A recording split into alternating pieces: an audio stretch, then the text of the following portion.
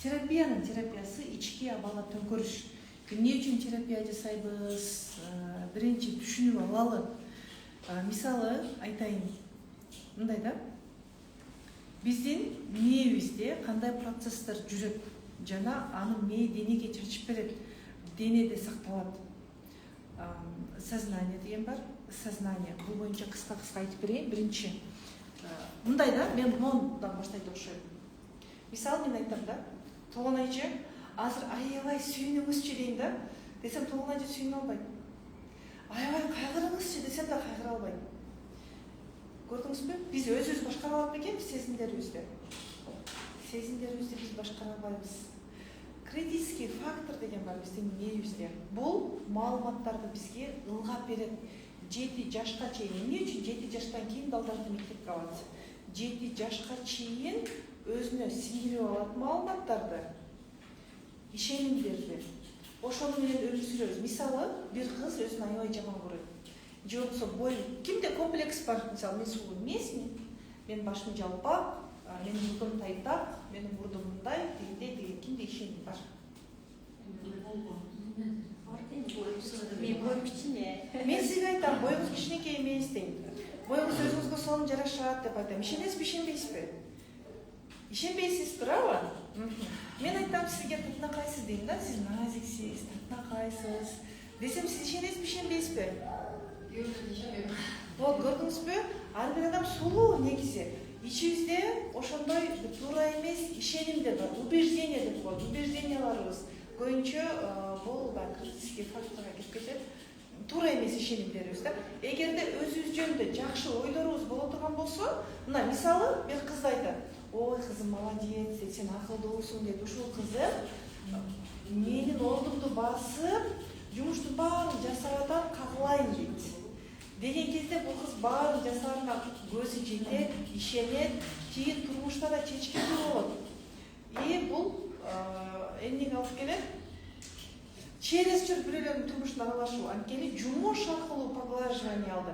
Шарттуу сүйүү алды да, шартсыз сүйүү алып турган жок. Эгер жөн эле баарың үчүн ыраазымын кызым. Билбейм, бул жерде кимге уктуңар, билбейм, көпчүлүгүбүз мындай сөздү укпай калдык да, баарың үчүн ыраазымын. Принцесса менен, ханышам менен. Сен ушул турган турпатың менен бар жакшы кылайыксың. Билбейм, биздин кыргыздар вряд ли андай сөздү уктук. Биз дайыма шарттуу бааландык. Жумуш кылбай койгон кезде жазаладык, жумуш кылган кезде мактоо алдык. Кээ бир ата-энелер манипулятор болду да. Сен муну кылбай койсоң, мен сени жакшы көрбөйм. Мен сени кыз кылбайм, мен сени кошунага берем. Сен мага эмне керегиң бар, мага жардам бербесең? Мисалы да, мындай жөн эле биз муну мындай конфеттей жеген эле сөздөрүбүз да. Распы? Анткени алар дагы ата-энесинен ошону алышты. Вот, эми айтайын деп турганым, биз бүгүнкү терапияны жасоодогу максатыбыз ошол ички убеждениялардан арылуу. Дагы бирөөдө коркуу бар. Канча аракет кылат, коркуусун башкара албайт. Бирөөдө тревожность дайыма тынчсызданып жүрөт, ал тынчсыздануусун башкара албайт. Распы? Дагы бирөө дайыма өзүн керексиз сезет. Ал өзүн мен керекмин, жөн гана баарым үчүн керекмин дей албайт. Дагы бирөө күйөөсүн ниясы болсунан кызганат, кайтарат, контролдойт, өзүн башкара албайт. Жок, башкарба деп айтайын десең, ал сезимдерин башкара алабы? Башкара албайт. Мунун баары биздин подсознаниеде 7 жашка чейин бизде ишенимдер калган. Жана ошондой эле, мына азыр кимди кайсыл оорусу тынчсыздантат? Дагы. Миома кесте, ким айтты? Ушул миома кетсе, айыксаңыз, эмнеге жетесиз? Миомадан айыксаңыз, эмнеге жетесиз? Миомадан айыксаңыз, эмне болот сизде?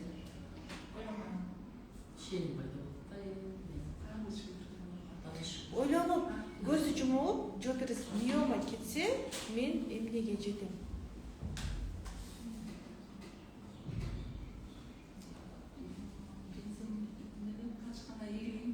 Мен айтайын деп турганым, подсознательная выгода. кээ бир адам мындай дейт: мен чарчадым дейт. Мен чарчадым, мен баарынан тажадым, мен уже жасагым келбейт, мен эч кимге эч нерсе кылгым келбейт деген кезде биз өзүбүздү аяочулук тааныткан кезде биз ооруп калабыз кээде. Жумуш жасабоо үчүн дене бизди ошондойчо эс алдырат. Же болбосо подсознательная выгода. Ооруйм, ошондо мен внимание алам. Оорусам, мага внимание беришет. Биз муну өз алдынча башкара алабызбы? Мен оорубасам деле жакшы ылайыктуумун, мен вниманияны өзүм гана берүүм керек деп өзүбүздү башкара алабызбы? Башкара албайбыз. Дагы ата-энеңиз бирөө жөнүндө сөз айтты. Мо кошуна деген бул ушундай. Мо тууган деген ушундай. Буга эч акыл кирбей койду. Бул деген бизди көрө албайт. Бул деген жалкоо, мисалы кичинекей күнүбүздөн. Биз өз алдыбызча азыр аларды бул жакшы адам деп жакшы көрө алабызбы? Все равно могу жакта ага деген бир төмөн ой кала берет. Ошондо ишенимдер кала берет. Муну айтайын деген бүгүнкү терапиянын максаты ошол биз өзүбүз билбей бизди башкарып жүргөн ойлордон арылууга биринчи кадам. Мисалы бирөө өзүн абдан идеалдуу сезет дагы жумуш менен мисалы поглаживание алып жүргөн. Бүтүн дүйнөнү толкордо алып, бир туугандарынын жагдайын чечти, ата-энесинин жагдайын чечти, бала чакасынын жагдайын чечти. Жыйынтыгында дайыма бирөөнүн проблемасын чечип жүргөн адамда 3 нерсе калат. Осуждение, обсуждение, обида. Бул боло турган нерсе. Бул менде да болот. Мен да илгери адамдардын жагдайын чечип жүргөмүн го. Мен да пендемин да. Мен психолог деген бул түшүнөм, түшүнөм. Бирок мен да пендемин, мен да сезимдерим бар. Мен да көп адамдарга бир нерсе кылсам, баары мен да тартынып калам. Ушунча нерсе кылдым, бир рахмат жок. Мага керек беле деген нерсе калып калат да. Эми мунун түбү кайдан келип чыкты? Ушуну түшүнө баштаган кезде ооруларыбыз кете баштайт. Эми караңыз. Бизди жанагы түшүнүктөр басып алган кезде биз эмне болобуз? Стресс болобуз. Назима, могу камераны, досканы карап туруп коюп бере саласыңбы? Камераны, досканы карап тур. Доска толук көрүнө турган да? Адамдардын жагдайын чечип жүргөндө өзүнө эмне калат дейсиз? Обида, осуждение, обсуждение калат, Бул бизди эмнеге алып келет? Билинбей стресске алып келет. Көкүрөктө кысылуу калат. Көбүнчө сарынуу болгон кезде несправедливость болуп атат го. Сен көп нерсе жасадың, бирок сага эч ким ыраазычылык айткан жок. Расбы? И жыйынтыгында бизде таарыныч кылып калат, негатив кылып калат, жек көрүү кылып калат бизде. Жек көрүү көп адамдарды жек көргөн, таарынган, күткөн адамда эмне болот? Билинбеген менен стресс абалы болот. Эми стресс бир эле биз таарынычтан эле стресске кирип кеткен жокпуз да. Аялдык табиятыбызды унутуп койгон кезде менде да болду го. Мындай карап туруп, мен өзүмө жаным ачып да. И ошондон кийин ойлой баштадым, мен эмне үчүн жашап жүрөм? Мен эмне үчүн иштеп жүрөм? Менин максатым эмне? Менин максатым кандай? Мен эмнеге аны куткарып атам? Ооба, кыздар, адамдар менен мамилебиз жакшы болуш керек. Эгер неге мен антем, неге мен андай кылам, только мен бармын деп турган болсок, анда напсибиздин кулу болуп кетебиз.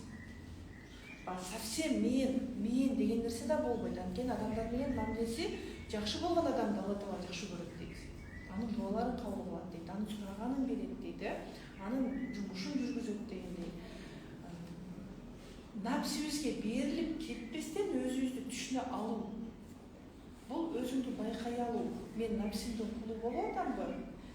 Ушул кылганым Алла Таалага жагабы, жакпайбы? Деген сыяктуу өзүң менен өзүң диалог. Өзүң менен өзүң диалог курган кезде биздин клеткаларыбыз сиңип кеткен. клеткаларыбызга сиңип кеткен. Түшүнүктөрүбүз өзгөрө баштайт мына. Эң үстүнкү катмар сознание. Биз муну менен эмне кылабыз? Эртең мен турайын, сабакка барайын. Сабакка барайын дейбиз. Дагы сабакка келгенден кийин, андан кийин уже гимнастика жасайын.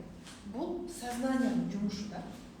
Андан кийин уже подсознанияның жумушу. Подсознание. Подсознательный процесстер булар бизге баш ийбейт. Мисалы, барабыз да, койчу, көзүмдү бир аз чоңойтуп алсам жакшы эле. Мен кашымды оңдоп алсам жакшы эле, кашымды неге кичинекей кылып койгом? Кашымды неге ушундай төрөп салгам? Мисалы да, бизди кичинекей күнүбүздө эмне деп айтты, биз ага ишенип алабыз. Бул уже подсознанияның жумушу. Булар неосознанно боло турган нерселер. И бессознание деген бар. Мунун астында уже дагы да телобузга сиңип кеткен нерсе бул бессознание. Булар сырткы фактор. Мисалы, ручка менен жазып атат, азыр мен ручканы кармайм, эми атамгадан жазам деген жок. Булар уже бессознанияда бар да. Кара жазабыз дароо жаздык, дароо бастык. Мен колумду азыр сүйдөп атканда өйдө кылам, эми түшүрөм деп турган жокмун. Колумду мындай жылдырам деген жок. Бул өзү кээде турган кыймыл аракеттер. Жана ошондой эле привычка, навык, адаттарыбыз керек. Жана айттым го сизге. Адаттарыбыз, таарынчактыгыбыз, коркууларыбыз, ачууланганыбыз бул каяктан келди бизге? Мына бессознание бул подсознаниянын алдында турат. Кайдан келди бул адаттар? Привычка, навыки. Биз тарынбайын дей албайбыз да. Сен неосознанно тарынып каласың да. Ачууланып каласың. Бул подсознанияның жумушу. Акыры келди да, могу жактан кирип кетти да. Подсознанияга кирди. Мына сен колуңан келбейт. О, менин эркек кызым, балбан кызым. Менин кызым депутат. Менин кызым врач болот. Деди дагы мен врач болушум керек, мен депутат болушум керек, мен эл башкарышым керек дейт да, өзү түшүнбөйт, ошол жумуштан өзү рахат албайт, ради атайын үчүн иштеп жүрөт. Байкасаңыздар. Анан келет дагы бул уже адаттарга айланат. Мисалы, несправедливость болду өмүрүңүздө. Бессознанияга кайсы адат келет? Мисалы, эң жөнөкөй тил менен айтайынчы. Өмүрүңүздө сизди көп салыштырды. Бир туугандарга салыштырды. Байкасаңыздар, сиздин деле кээ бир туугандарыңыздарды сиздерге салыштырган. Ал өмүрдө сына берет. Сиздер аны сыйлабайсыздар. Ага ата-энеңиздер кандай караса, сиздер да ошондой карайсыздар. Или ал сиз болушуңуз мүмкүн. Сизге дайыма сын көз менен карай берди. Бир туугандарыңыз да сизге неосознанно сын көз менен карайт. Бул алардын подсознаниясындагы процесс. Могу таарынчак, могу жалкоо, могу жай кыймылдайт, могу урушчак, бул апасын тартып калган, бул баланча кошунаны тартып калган, бул баланча тууганын тартып калган, бул оңолбойт, эргети эртең жүрүсү жетелеп келет, эртең моундай кыйын неге туш келет, мисалы. Дей берсе, сиз деле мына бир балаңызды урушсаңыз, ошол балаңызды башка балдарыңыз сыйлай атпайбы? Биздин өмүрдө деле ушул процесс болгон. Распы? Жыйынтыгында биз кандай болуп калдык? Чыдап жашайбыз. Неосознанно биз бирөөнүн жумушун кылууга шашабыз. Барып жумушун бүтүрсөм, мен ал жактан жакшы сөз уксам, дердеңдеп жөнөйбүз го, жардам берип кой деди. Мен барып жардам берип келе калайын. Сен барсаң маанайың башка, сен өзүңө бир тыйын да жок ал жерде. Өзүңө бир билим да жок ал жерде. Мүмкүн ал жака сен барып жардам берүүң шарт эмес шығар. Мен бир кызды билем, өзүнүн үйү бүтөйүн деп атат. Жамгыр жаайын деп атат. Күз уже. Үйү бүтүш керек. Бирөө чакырды. Сен жардам бербесең болбойт. Үйдө актап кириш керек болуп атат. Кирбесек болбой атат. Акчабыз калбай калды дейт. Келип бизге жардам берип койчу, могу актарын кылышып койчу десе, ушул жака барат да. Сен өзүң күчү, сен өзүңдүн кредиттериң бар. Десең, ал келе албай атам деп атпайбы? Мурду дердейип кирип барат. Мурду дердейип жана ишин бүтүрбөйт. Өзүнүкү калса да ал не важный, бул жактан зато ички пустадан толуп келет. Көрдүкпү? Неосознанно, подсознанияның бессознанияга берген жумушу. Бул өзү түшүнгөн жок, бирок баарында деген жумушун жасап кетти. көрдүкпү? Ошону кантип болот? Азыр жатып албаңыз, эми ушул жерге чейин айтайынчы, мындан да дальше уже критический фактор деген нерсе бар. Стресс деп атабыз го. Стресске биз аял болуп өзүбүздү жашабай калган кезде жана мына ушул аракеттерибиз плюс мына аял болуп өзүбүздү жашабадык плюс могу аракеттер таасир берген кезде биз стресске кирип кетебиз.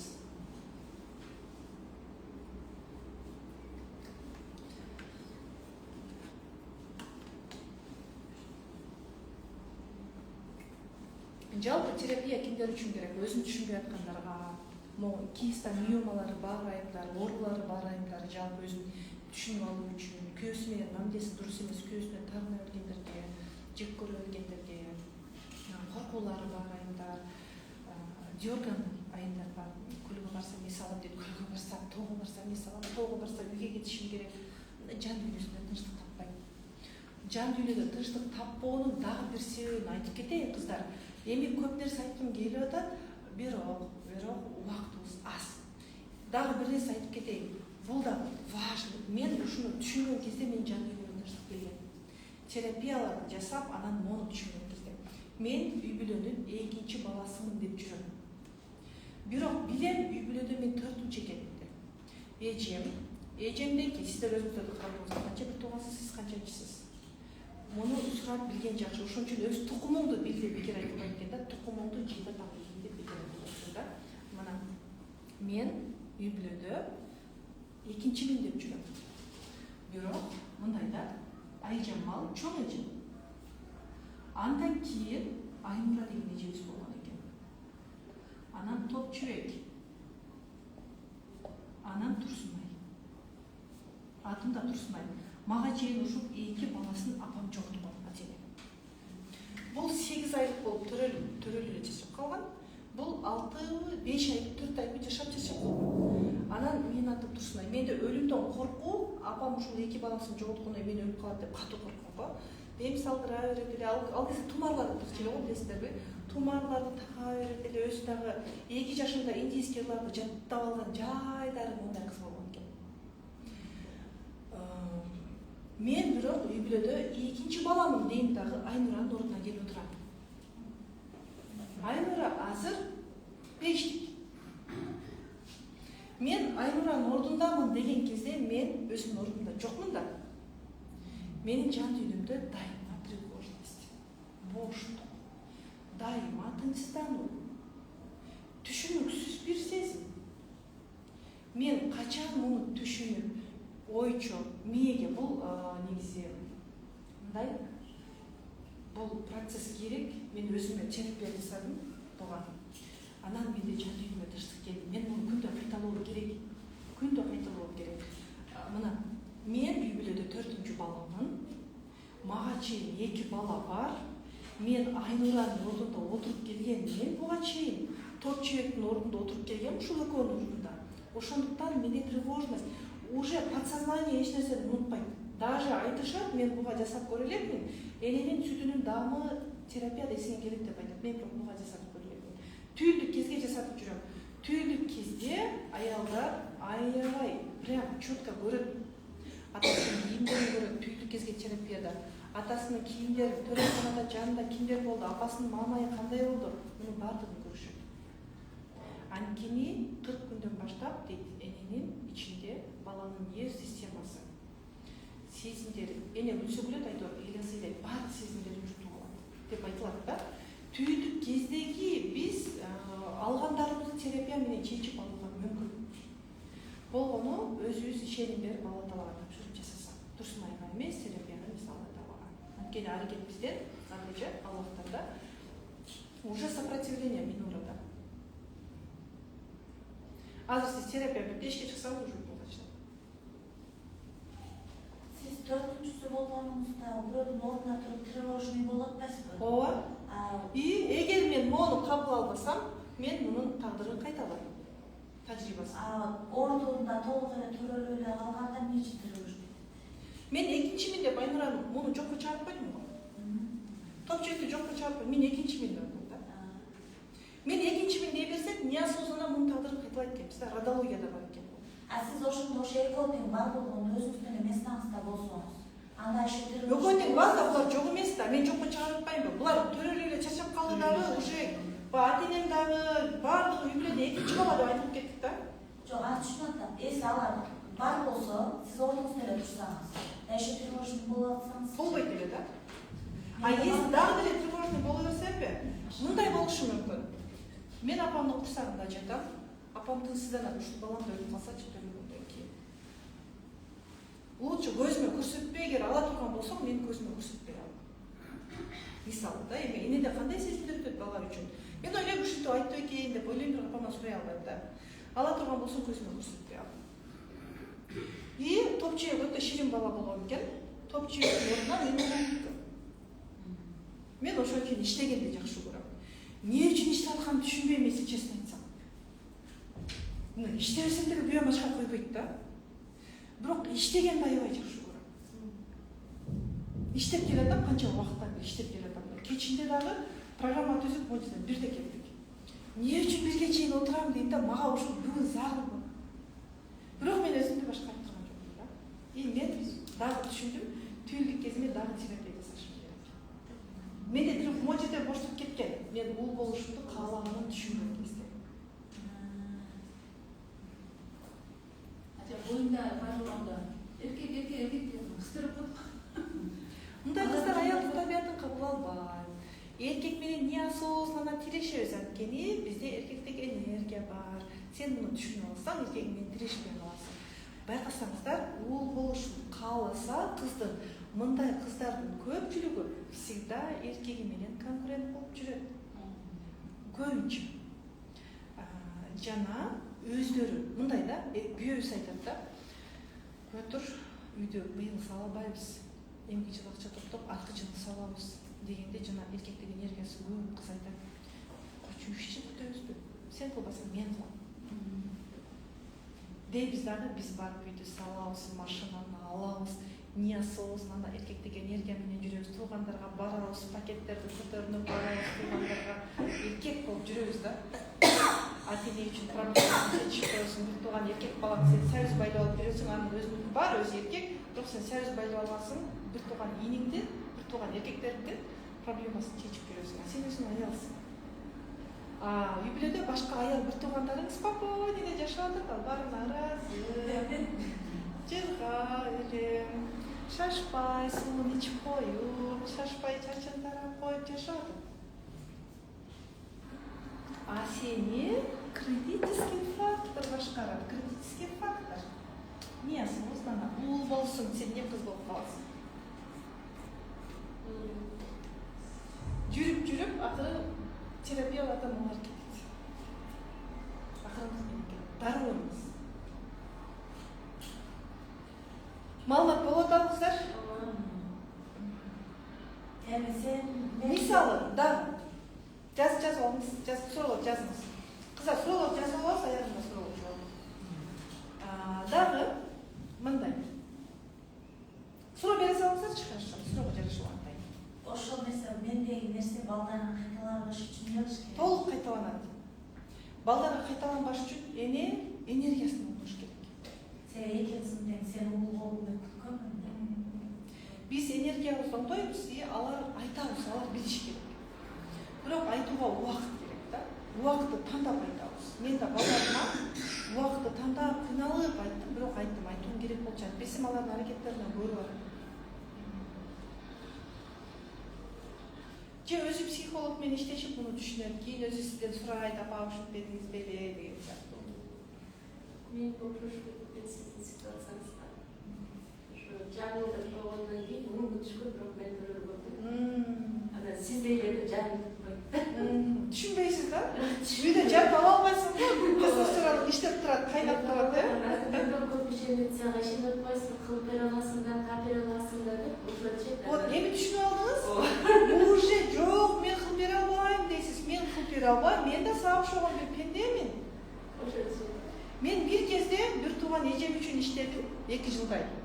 бир тууган сиңдим үчүн, бир тууган братишкам үчүн иштедим да. И үйдө балдарым жумуш кылып отурат да. Алардын да проблемасын чечип жүрөм. Буттарым ооруп калат. И аягында спасибо жок. Анан мен даже туруп калдымбы? Хотя балдарыма спасибо жок. Ой жаным, апаңар иштеп атат. Силер апаңарга жардам берип атасыңар дегенде анан түшүнгөндөн кийин уже зачем? Надо.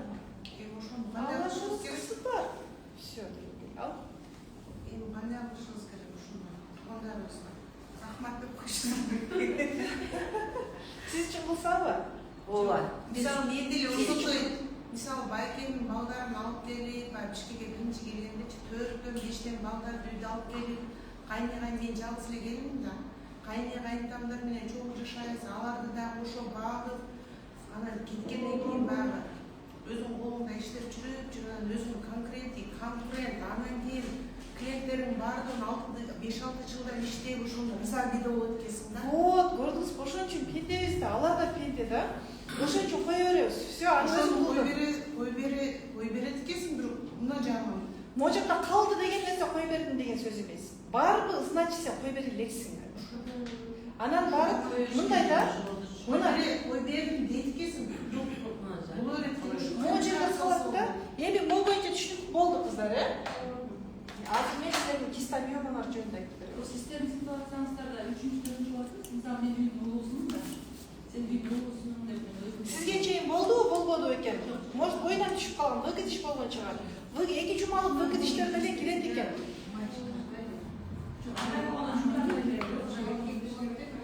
Ооба, ошондой экен. Аларга Куран багыштайт экенбиз да. Азыр кыздар, мен радиология боюнча айтып берейин. Бул бессознательный процесс да. Азыр бул боюнча айтып берейин, унутуп калбайм. Все, муну да билишибиз керек болуп атат да. Так, азыр радиология боюнча айтпайбыз азыр. Анан билсиңиз. Азыр башка процесс жөнүндө айтам. Мындай, анан ошентип жүрүп биз таарынып калдык. Стресс болуп калдык да. Ар кандай жагдай бар стресс болгонубузга. Бала чакадан переживать этип стресс болуу, күйөөдөн переживать этип, изменалар, тууган урукка таарыныч, ошон үчүн Алла Таалага биз кандай жашасак деле Алла Таалам өзүнүн кызматын кыла берет экен да, өзүнүн адамдарга бере турганын бере берет экен. Ал кыйналбайт да. Болгону бизди жаратты, жакшы көрөт экен. Бизге кыйын болбочудай жагдайлар этет экен. Мисалы, бир туугандарга таарыныч, бул чоң таарыныч билинбеген мен сени эсим жок коет да. Бир тууган, жакын туугандарыңа, кайын журтуңа таарыныч. Көчөдө бир келип кеткен адамдын сөзү ал унутуп каласың, ал жөнү сознание менен кетип кала турган нерсе. И бул сенин жүрөгүңдү эзип турган кезде иммунитет денеде иштей берет. Биздин денебиздин хозяйны эмне? Баягы айтып өткөнбүз, органдарыбызды борбордук нерв система башкарат дедик. Борбордук нерв системаны биздин психикабыз башкарат дедик. Психика, борбордук психиканын жумушу кандай чоң роль ойнойт эмес болсо. Эми мына кистасы, миомасы бар кыздар көпсүздөр да, көппүз да.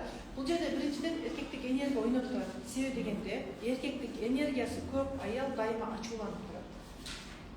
Бул бизге оор да, оор келгенде биз уже ачууланууга мажбурбуз да.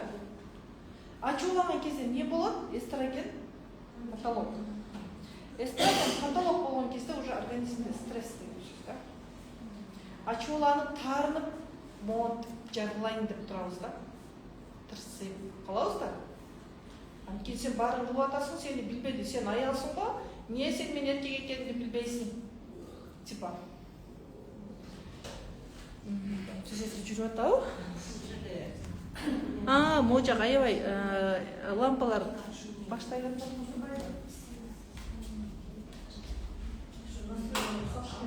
Эркектик энергия деген тестостерон түшүнөсүзбү? Эркектик энергия тестостерон, ооба. Дофамин көп бөлүнүп чыгат, окситоцин көп бөлүнүп чыгып кетет, баардык нерсе нормадан жогору болгон кезде. Гормон радости деген. Гормон радости. Мына эстроген аялды аял кылып туруу үчүн керек го. Ошол кетип калганда, анан ачууланабызбы? Каталог дегенибиз кандай? Эстроген көбөйүп кетет. Ачууланган кезде эстроген, окситоцин, дофамин көтөрүп, кортизол тоже иштеп кетет да. Эстроген, Эстроген жакшы гормон, бирок баардык нерсени тамакты жеп турушубуз керек, бирок көп жеп алсак зыянбы? Эстроген керек, бирок көп болуп кетсе, ашыкча болуп кетсе, уже клеткалар өзүн-өзү иштете албай калат. Азыр ал боюнча айтып берем. Не эле могу, булам жанып атат. Эмне өчүрсүз? Мына свет түрчө биз могу ой чөп сасыш керек. Биз эки бөлүмдө жүгүрүп турбайбы?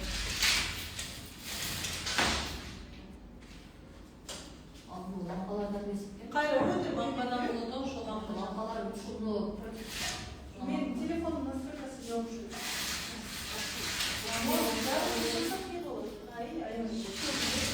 Чоң лампалар. наоборот терезени ачып Терезени ачып туруп лампада жүрүп койгондо жакшы Азыр айтып берем, шашы жазбай турабыз да. İçindeki свет өчүп турчу, эме болот. Жакшы болбой атат. Жок, муну эмес. Потолоктогуну. Потолоктогуну өчүрүп турчу. Свет башта орутту дейт, ошол. Билбедим да мен, көрбөдүм да. Ой, дагы деле. Эми мону да өчүрөт экенбиз. Ошону да өчүрчү. Все, токтоду. Сейчас салып алайык.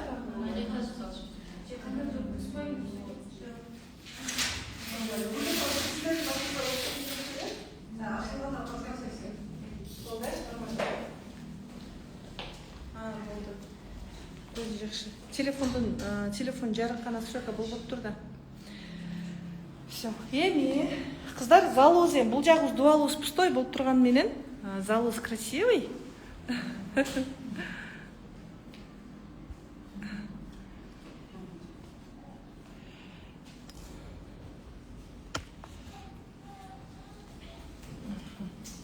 Эми так, радиология боюнча да айтып берем.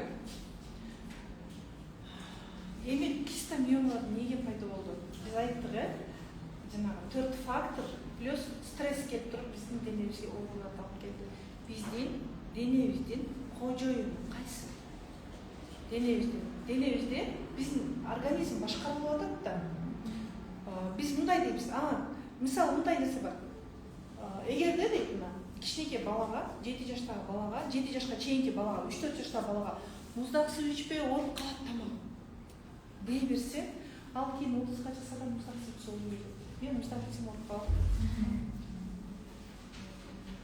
Же болбосо бирөө ишенип алган. Мен муздакка отурсам эле болду десем ооруп калам. Бул да ишеним да. Негизи биздин организмде турган чоң функция бар. Алла Таала муну унуткан эмес. Бүт баарын берди, мына эркекке жыныс мүчөнү берди, аялга жыныс кынын берди да. Уруктук процесси, эмчек эми үчүн көкүрөк бези мисалы, көрүү үчүн көз, угуу үчүн кулак системасы, булардын баардыгы системалаштырып келип туруп, анан ысык сууга ылайыктуу кылбай коюлу.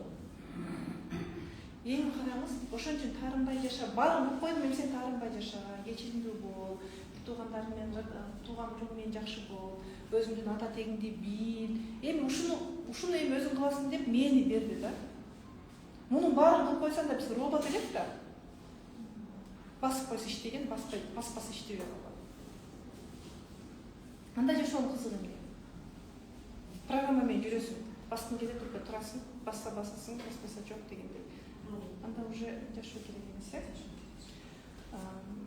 баардыгын кылып берди, ферменттерибиз иштеп турат. Денебизде деген гана функциялар бар, али биз билбеген ачылыштар бар го денебизде. Мындай. Биздин денебизде иммунная система бар. Иммунная система денебизде директорлук кызмат аткарат. Кожоюн мындай иштейт. Кожоюн директор деп айтсак болот, кожоюн деп айтсак болот. Иммунная система бул денебизде кожоюн. Бул эмне кылат? Асманда учуп жүргөн инфекция вирустар көп, жанында бирөө грипп болот, ал сага түшүргөндө канча вирус чачты? Иммунная система, иммунитети күчтүү болсо келет да вирус түшкөн вирусту барып приказ берет ферменттерге, клеткаларга өлтүрүп мону дейт. Өлтүрөт. А эгер мына иммунная система ушундай кызмат аткарат. Сууга бардыңбы? Сууга барганда сенин денеңди сууга ылайыкташтырат. Ысыкка бардыңбы? Сенин денеңди ысыкка ылайыкташтырат. Иммунная система. Жана ит көрдүңбү? Ит көргөн кезде катышың керек, бит каап атат, иммунная система. Дене сага кортизолду иштетип берет. Кайра барып иттен келип отуруп калдыңбы, ох деп отурдуңбу, уже кортизолду төмөндөтүп берет. Биз иммунная системаны качан өчүрүп коебуз? Стресс болгон кезде. Стресс, дистресс, депрессия. Стресс болгон кезде стресстин түрлөрү бар да. Каттуу стресс болосун, же болбосо билинбей организмге кирип кетет да. Ничего не то, кечирдим дейм, бирок бар, могу жакта деп жүрө бересиң да. Адам стресс болгон кезде, айтып атабыз го жанагы, аялдык энергиясын кабыл албаган кезде подсознательный процесстер бизде стресске алып барып коет. Себеби дегенде, аялдык энергиясын кабыл албай турган кезде эстроген тез көтөрүлүп турат. Аял киши проблема чече албайбыз го, бирок проблеманы чечүү үчүн не керек бизге? Кортизол. Маалыматты сиңирүү, проблеманы чечүү үчүн кортизол керек да. Эртең менен эрте кортизолду албасаң, ошон үчүн ооруп каласың. 8-9га чейин уттай берип турган болсоң. Эртең менен алдыдан кечикпей, жок дегенде 5:30да 5те ойгонуп калышыбыз керек. Ошондо биз кортизолду пайдаланабыз да. Мисалы мен түнкү 2де уктасам да, эртең менен 5:30да ойгонсом жакшы жүрөм. Түнкү 2де уктап, кой мен кеч жаттым эле, кеч турам десем, анда мен уялый болуп жүрөм. Анткени по-любому эртең менен кортизол иштейт, сен кортизолду колдонушуң керек. Кортизол гормону дайыма иштеп турса, организмге эмне кылат? Стресс берет. Аял киши дайыма проблема чечип жүрсө, проблема чечүү үчүн кортизол көбөйөт, тестостерон көбөйөт, эстроген повышается, көтөрүлүп кетет. Ошентип анан аялда уруулар пайда болот. И аял проблема чечкен кезде всегда аялда негатив болот. Кааласак бул боло турган нерсе. Мына сиздер мени көрүп турасыздар, Турсунай, назик сүйлөгөн, да? Аялдык энергиясы бар, өзүн караган, да? Бирок менде да андай нерселер болду го. Мен жүрөгүмдөн бардыгы чыгып кете элек али. Ким өзүн мен идеальныймын десе адашат. Анткени биз пендебиз. Каталарды кетирип турабыз. Каталарды түздөшүбүз керек да. Каталарында жолун сабак алышыбыз керек. Эртең мен ката кетирбейм, мен таптакыр туура эмес сүйлөбөйм деп эч ким өз айта албайбыз. Ким айтат? Жок, эч ким өз айта албайбыз. Эми караңыз. Стресс дедик, иммунная система менен стресс экөө бири-биринен душман. Иммунная система организмде кожоюндук кылса, бизге пайда. Оорубайсың, жакшы жүрөсүң, шатыра-шатман жүрөсүң. Ал эми стресс келди, 3 күндөн ашып кеттиби, уже дароо иммунитет алсырайт. Анткени кожоюндукту стресс кылып атат. Анткени стресс келген кезде денеде напряжение болот. Кан айлануу начарлаган кезде иммунитет барып, жанагы өлгөн клеткаларды чуркап барып өчүрө албай калат, организмди текшере албай калат.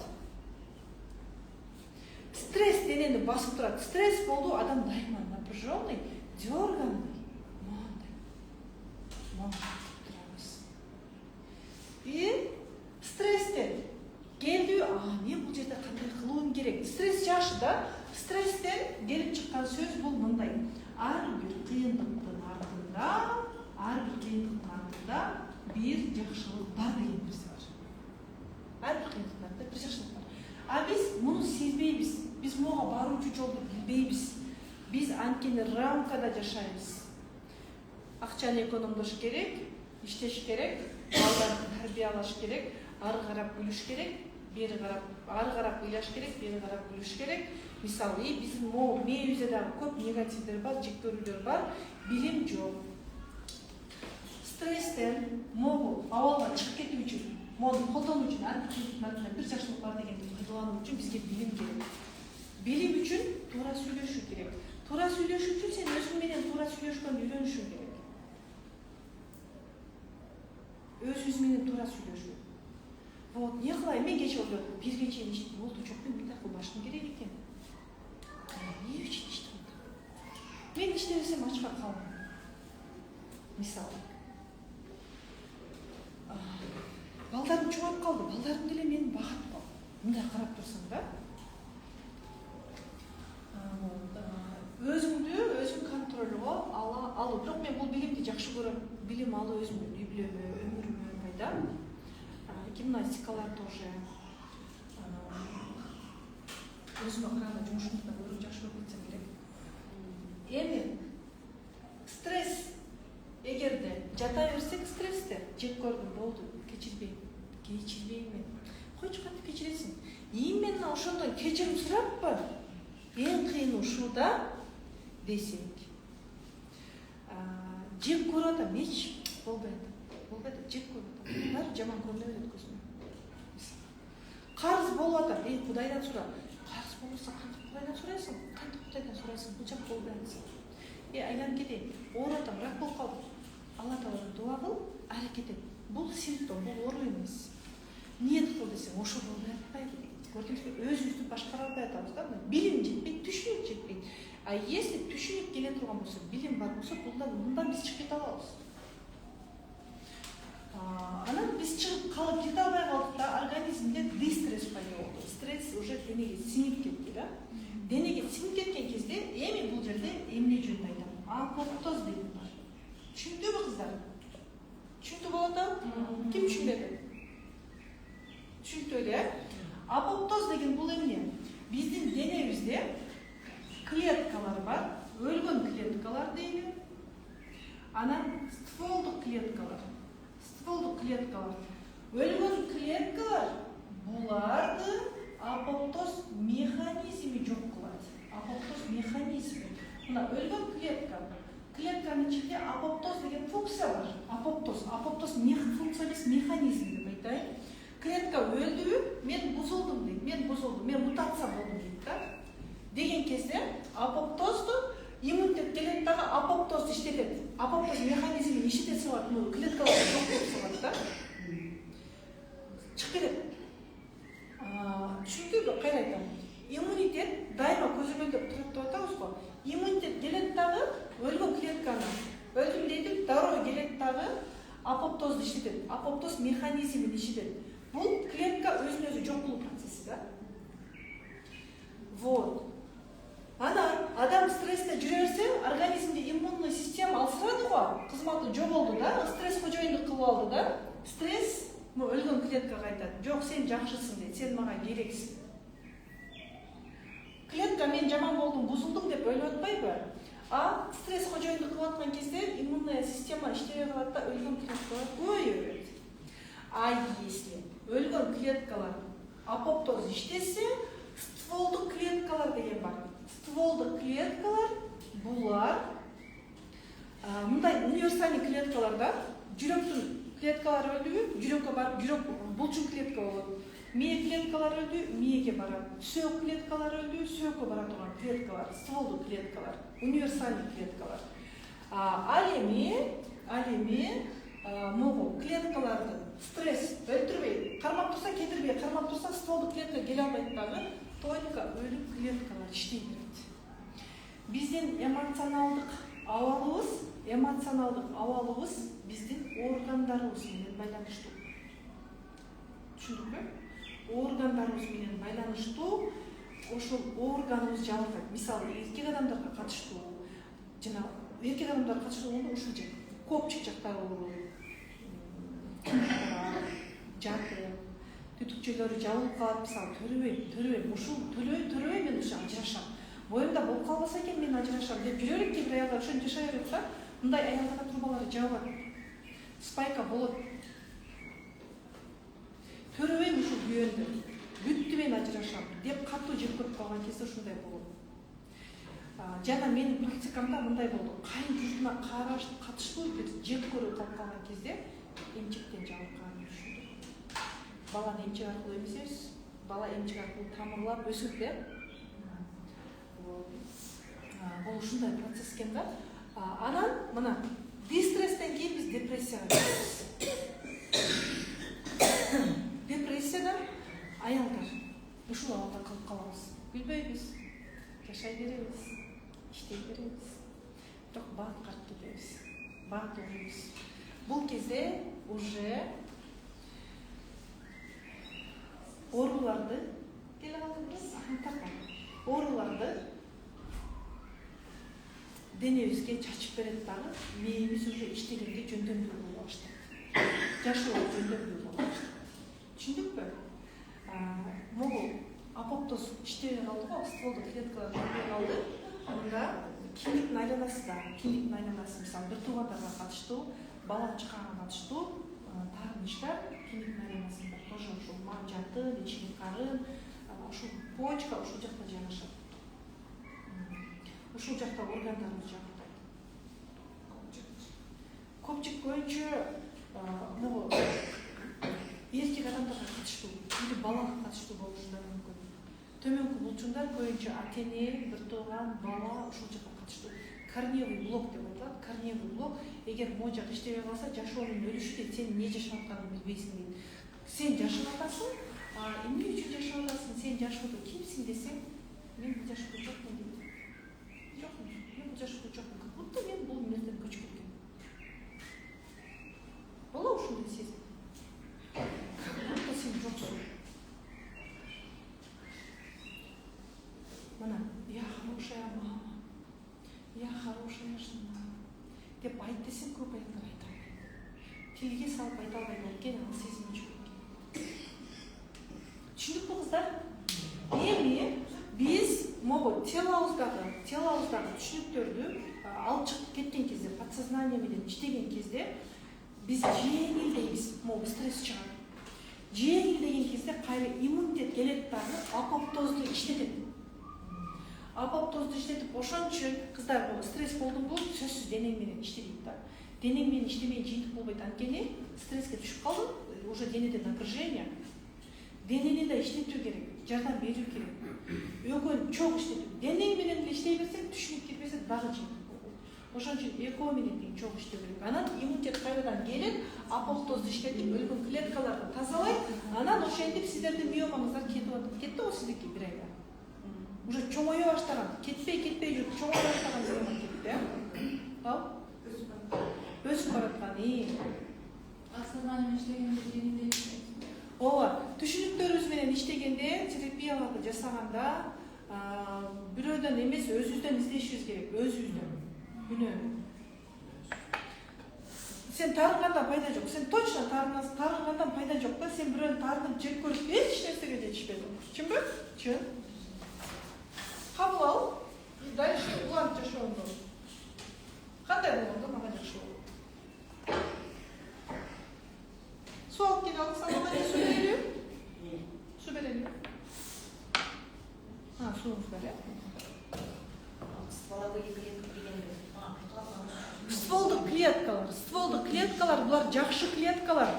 Апоптоз иштейт, өлгөн клеткаларды өлтүрөт дагы, дароо стволдук клеткалар келип денени жаңылайт.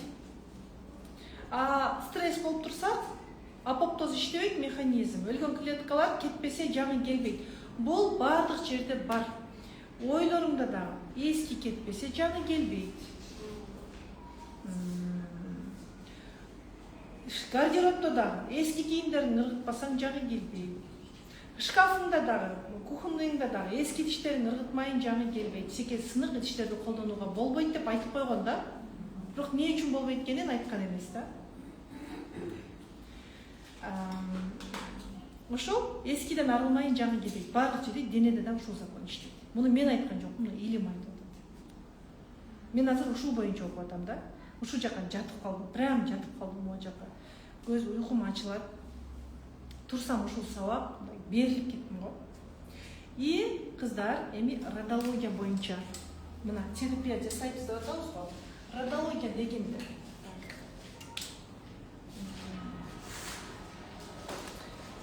бул мен да. Давайте, кыздар, мен ушуну бир форма менен түшүндүрөйүнчү. Урайым сұрасам болобу? Зеленый тапочка бар, пластмассовая тапочка жанында ключ бар. Ошол жакта сумкам бар, рюкзак. Азырдан жап берем. Ооба, иштеп ысытасызбы? Ошол эмнеге ачып салдың? Давайте буну ачып салалы анда. Наоборот, жапкан жакшы сыкта болбойт.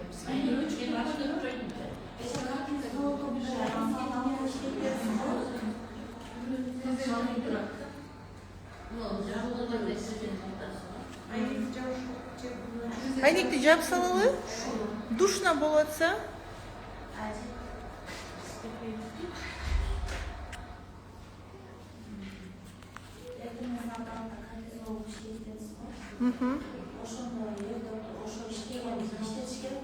Рахмат.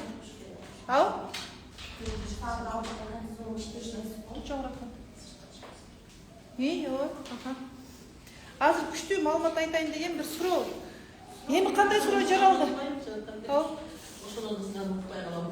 Могу жөнүндө айтып берейин деген, могу процесс жөнүндө. Бул дагы өтө маанилүү процесс да.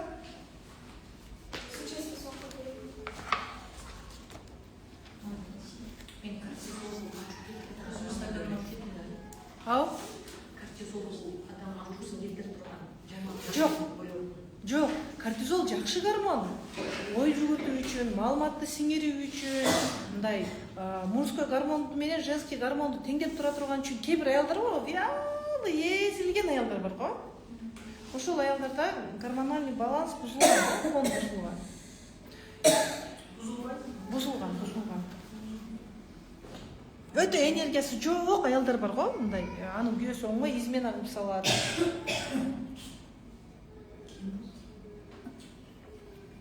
Кимде кандай суроо болду? Дагы мисалы, эми отношения боюнча суроолор барбы?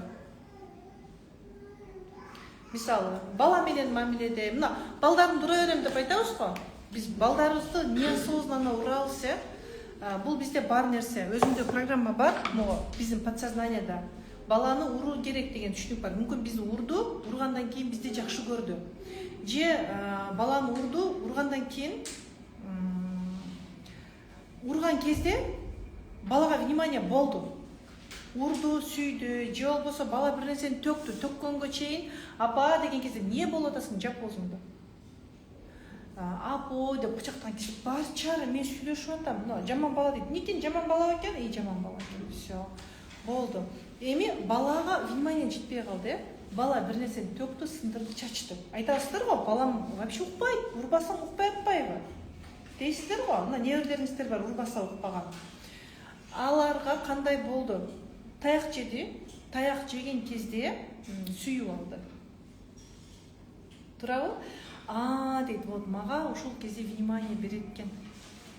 Бүттү, аны подсознание өзүнө жаттап калды дагы, дайыма ошондой аракеттерди жасайт. Болду, ага уже түшүндүрүп айтуу керек, аны детский психологко алып барыш керек. Болбосо ал неосознанно барат, кумарайнойт. Неосознанно барат, ушундай нерселерди кылат. Ошол аркылуу внимание алат. Так, эми родология деп атабыз го, бул дагы өтө маанилүү. Ушуну балдар урбаш керек вообще. Сүйлөшүш керек. Мисалы, сизде деле бирөө келип урса, сизге кандай? Балдар менен сүйлөшүү, туура эмес кылган нерсесинен айтуу. Эгер ушундай кылсак, мондай болуп калат жанында го, эч нерсе эмес, кийинкиде мындай кылбайбыз. Эми кыздар деген мененчи, мен сиздерге айтып атам, мен өзүмдүн балдарымды мындай тарбиялоого жетишпедим. Мен балдарым чоңоюп кеткен кезде, менин андай тарбияма муктаж болбой калган кезде, мен психологияга келдим. Мен балдарым азыр алып үйлөнөйүн деп калды, кыздарым турмушка чыгууга даяр болуп калды. Азыр билим алып атам дагы, анын ошол баланы урган кезде кандай минусу бар. Могу Калысбек устаз бар го, жакшы нерселер айтат бала жөнүндө. Каттап алып уксаңыздар, бала жөнүндө көп айтат да. Ал мындай деп атат. Кечинде бир видеосун угуп калдым. Баланы урбашка урсаң бул өтө артуу оор болот дейт. Кызыңды дайыма ура бердиң, уруша бердиң дейт. Ал зомбулукка көндү дейт. Ал ошол энергияны берет деп атат да. Ал өзүнүн тили менен ушундай айтып атат. Ал ошол энергияны берет, мени зоруктасаң болот деген. Зомбулук кыла турган адам биринчи ошону көрүп тандайт деп атат да. И бул психологияда мындай айтат. Убей меня деген түшүнүк бар да, подсознанияда убей меня. Адам дайыма жазаланат, жазаланууга ага көндүм адам. Жазалануу мен үчүн норма деп түшүнөт. Жазалануу мен үчүн норма. Вот көчөдө да өзүн ошондой алып жүрөт, адамдар аны неосознанно кагып кетет, неосознанно жазалайт. Качан ага жакшы мамиле кылынган кезде ал жерде чыдап отура албайт, эркин жүрө албайт. Ага лучше жазалаган, комфорт. көндүм адам. Ал жакшы чөйрөгө барды, ал жерде кысылат. Түшүндүрө алдымбы? Эми могу боюнча да айтып кетейин, бул илим бүттөгөн илим экен го, биздин динибизде да айтылат, жет атаңды бил дейт. Жет атаңды бил десе биз Керимбек, Турдалы, Тотон болду, үчөөн билебиз да ар жагын унутуп калабыз. Аттарын билип коебуз да болду. Аттарын билүү эч нерсени чечпейт. Мисалы, мына мен Турсунаймын. Мен атамдан жана апамдан жарык дүйнөгө келдим. Жана бул эки адамдагы атасы жана апасынан келди. Менин атам, бул менин чоң атам, Турдалы чоң атам. Турдалы чоң атамдын атасы Тотон. Тотон чоң атамдын адаттары, анын ой жүгүртүүсү деп айтамбы, анын канында бар нерсе менде да бар. Тотон чоң атам олуя киши болгон экен да. Айткан сөз айткандай, тилинде бир мөөрү бар киши болгон дейт да. Бирөөнүн назарына калып калса, ал өмүр бою кыйналган деп айтат да. Менде да ушул нерсе бар. Сүйлөрдө, айрыкча балдарыма сүйлөрдө өтө иетият болом. Айтылган сөзүм айтылгандай кетет да. Если мен бирөөгө каты нааразы болдумбу, мен бирөөнү билем, мени катуу нааразы кылган, анын бала чакасы да ошону тартып жүрөт. Балдары чоңоюп калды. Ал кезде балдар жаш болчу. Бала чакасы да ошондой кыйналып жүрөт да, бардыгы. Анан мен ушуну түшүнгөндөн кийин дагы да кенен түшүндүм. Бул менин атамда да бар. Бул менин бир жагынан күчтүү жагым деп айтсам болот. Тил жеткизүү, мисалы, мындай куйкум сүйлөйм, мисалы, сөөгө жеткизип сүйлөгөнүм, бул менин чоң энемде да бар. Жана апамда, чоң таатамда да бар. Вот, мына эми караңыз. Жана алардын алсыз тараптары да бар. Мен алардын алсыз тараптарын билбесем, мен неге алсызмын деп жүрө берем? Мен неге ушундай? Мен алардын алсыз тараптарын билсем, вот, көрсө мага ата тегимден келген нерсе турбайбы деп түшүнөм дагы, мен муну жөндөй алам. Бул меники эмес. Көрсө менин генимде бар. Эми караңыздар, мына. Бул менин атам. Бул мен атам, апам. Апам эки адамдан турат, мынакей. Апамдын бул апасы. Апам бул апамдын бул апасы, бул атасы. Мына. Апамдын бул атасы, апасы. Жана бул жактан уже канча тамыр кетип атат да. Апамдын атасы, апасы, апасынан да канча тамыр кетип атат, атасынан канча тамыр кетип атат. Атамдын апасынан канча тамыр? Жалпы мен 256 адамдан турам. Ар бир клеткаңда булардын адаттары бар. Сен өзүңдү ошон үчүн башкара албайсың. Сенин адаттарың башкарат. Навык, привычка айттым го. Мисалы, бирөөдө такыр бирөө эркегин сыйлай албайт да, эркегин басып салат. Бул апасынан или чоң энесинен келген болушу мүмкүн. Неосознанно кылат. Дагы бир кыз келди да, минтет да. Мен апамды дейт, апама таарынычым бар дейт. Апам атамды тоготпойт дейт. Апам дайыма атамды басып салат дейт. Атам сүйлөсө кагып берет дейт. Атам оюн айта албайт дейт. Атам оюн айтпайбы деймин дейт да. Мен азыр, ушундай жасайын дейт. Сен күйөөң эмне дейт десек айтат. Күйөөм жок, эч нерсе дебейт дейт. Албы мындай деп атпайбы? Вот, көрдүкпү? Ал неосознанно өзү билбей кайталап атат. Бирок мен сыйлаймын деп ойлоп атат да. Адам адаттарын контролдосо болот. Өзгөрбөй турган нерсе жок. Жана ооруп калган кезде дагы, неге мен ооруп калдым? Бул неге менде? Неге сенде коркуу? Мунун баарын изилдесең, могу жактан да чыгышы мүмкүн. Мисалы, билинбестен апасы ажырашып кеттиби, кызы ажырашат. Көпчүлүк үйлөрдө ушундай. Байкайсыздар го, апасы ажырашып кеткен, кызы да ажырашып кетет.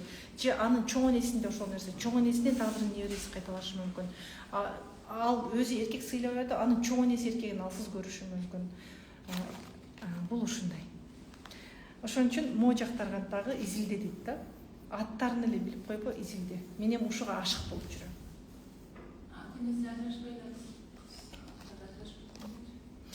Мындай нерсе бар да, эми буга да бир нече себептер бар. Психологияда математикалык эсеп жок. Мындай кыздардын көп ажырашаарын, көп конфликт болоорун үй бүлөсүндө байкадым. Күйөөсүн атасындай кылып алгысы келген.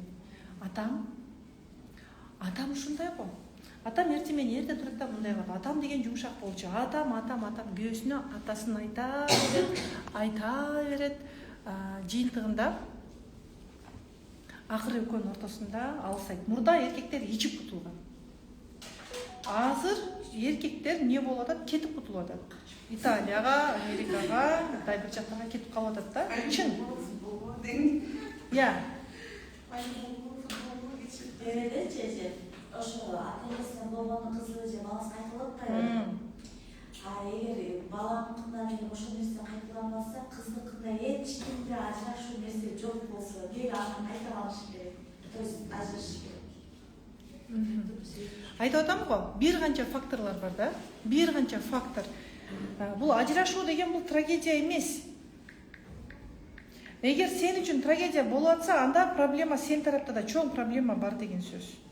Эгер сен үчүн бул чоң проблема, ажырашууну сен кабыл ала албай атасыңбы, значит сенде чоң проблема.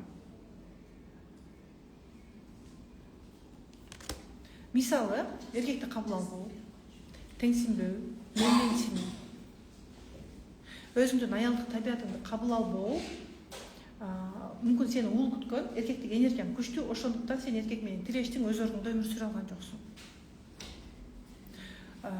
Мүмкүн сен бирөөнүн жеке чегарасын билген жоксуң, өзүңдүн жеке чегараңды билген жоксуң, ушундай болушу мүмкүн.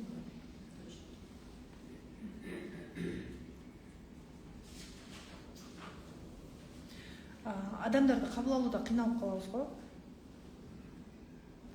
Негизи кыздар таарыныч менен, көп аялдар азыр күйөөсүнө таарынычтар көп. Айтайын, таарыныч жек көрүү менен кыздар точно эч нерсе өзгөрбөйт.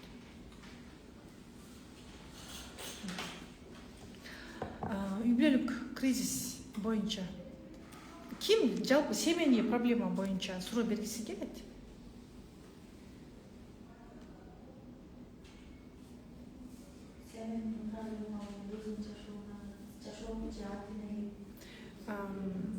Мисалы балдарыбыз менен, күйөөбүз менен мамиле боюнча. Мен күйөөм менен ушуну балда тууган улума ачып көрүм берет да. Бирок андай эмес да, наоборот да. Кулубузга тоже жашап атканда ошондой болот.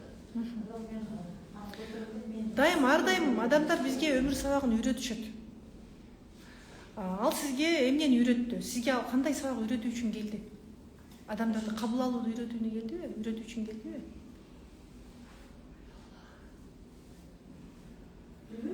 Өз ойлоп кетип мен ойлондум деп бардым бул амас. Анакы берке кылып көтөрүлөр, мен ишенмасым. Бул деген эмне үчүн келди? Өзүңдүн ордуңду бил, өзүңдү тарбияла, өз кадырыңды өзүң бил. Анын кадырын көтөргүңүз келип атат. Сиздин эгерде чындап эле эгер кадырыңыз болсо өзүңүзгө, сизге ушундай жаман жаап келе десе кандай дейсиз? Да, ал кадырлуу болбой атат да, кадыр баркы болбой атат. Сиз анын кадыр баркын көтөрүп аласыз да, көтөргүңүз келип атат. Жалпы сен өзүңдүн да кадыр баркыңды тааны деген вопроско не деп айтат элеңиз? Ал сиздин кадыр баркыңызды тебелеп атат го. Бирөө менен өнөп кетти, жүрүп кетти, Өзүмдүн кадырымды көтөрүштү. Адам жүзүмө жакшы мактоолорду айтат да. Бетиме эчтеке жаман айтпайт да. Кайсысы жерде кадырым жок билбейм. Жок, башкалар айта берет. Ооба, башкалар жакшы айтат, жаман айтат. Ооба. Сен өзүңө кандай карайсың?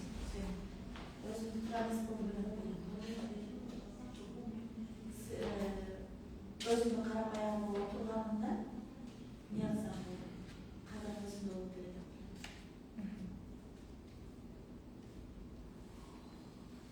Ama söylüyor kılmasından jübonda kadırı kalmak oldu. Эми сизге тапшырма, ал мага кандай өмүр сабагын үйрөтүш үчүн келди?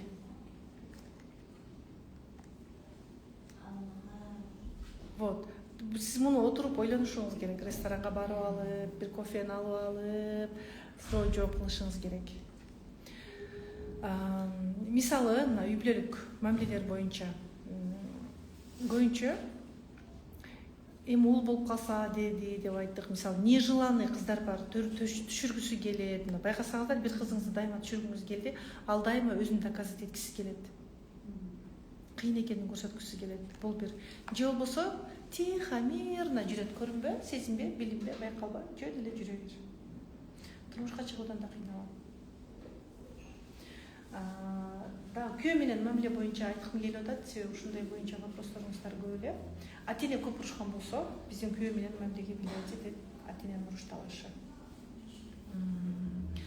Үйдө дайыма апа кожоюндук кылган болсо, күйөө менен мамилеге влиять этет. Анткени сенин мээңде эркек кожоюндук кылат деген программа жок. Сен атаңдын үйлөнгөнүн камсыз кылганын көрбөдүң. Атаңдын сенин проблемаңды чечип бергенин көрбөдүң.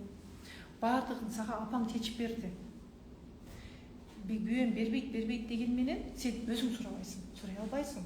Күйөөсү берип атса да сен отур, машина алып берем. Кезин кийим алып берем, отур. Алтын алып берем. Ордуңду бил десе дагы, мондай мээде андай программасы жок аялдар эркеги менен тең тайлаш. Мен муктаж болгум келбейт деп өздөрү жүрөт. Болбосо күйөөсү айтат, мен кылып берем, отур.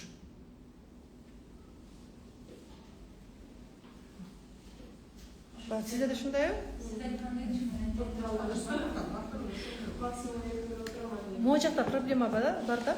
Может сизде эркекте атанын бир проблеманы чечип бергенин, атадан камкордук алганды үйрөнбөгөн чыгарсыз. Жок, үйдө папам да чоң проблемаларды чеччү, анан мындай мелкилерди чеччү да. Анан ушу өзүм эле отура албадым. Эми өзүңүзгө суроо бересиз үйгө барып. Үйдө отурсам эмне болот? Үйдө отурган кыздар, мен да үйдө отурган аял эмесмин. Мен жумушумду жакшы көрөм да, меники спорт, жан дүйнө, психология да. И өзүм жумушумду берилип кылам. Кээде чарчайм, анткени дайыма мен өмүр сабагын өтүп турам. Силерге айтаардан биринчи Алла Таала мага берет. Же силерге айттымбы, айткан нерсени Алла Таала мага берет. Сен өзүң өтчү. Өзүң кабыл алчы. Өзүң көтөрчү. Өзүң стресстен чыгып алчы. Силерден оор нерсени берип коет да мага. Кээде таштап кетип калгым келет. Мага ушу керек беле деп. Бирок мен мындан таштап кете албайм да психологияны. И ден соолукта, силердин диффузный аденомиоңузга кетет деп атамбы, аны мага берет Алла Таала. Сен өзүң диффузный аденомиоңуз кетир, мына сага диффузный бердим. Диффузнийдан кийин дальше уже матканы алыш керек. Мен өзүмдө болду го, бул айтып жүрүп. Кээде ушул тармактан кетип калып тихо, мирно жашай бергим келет. Бирок мен бул жумуштан кете албайм. Жумушту жакшы көрөм да.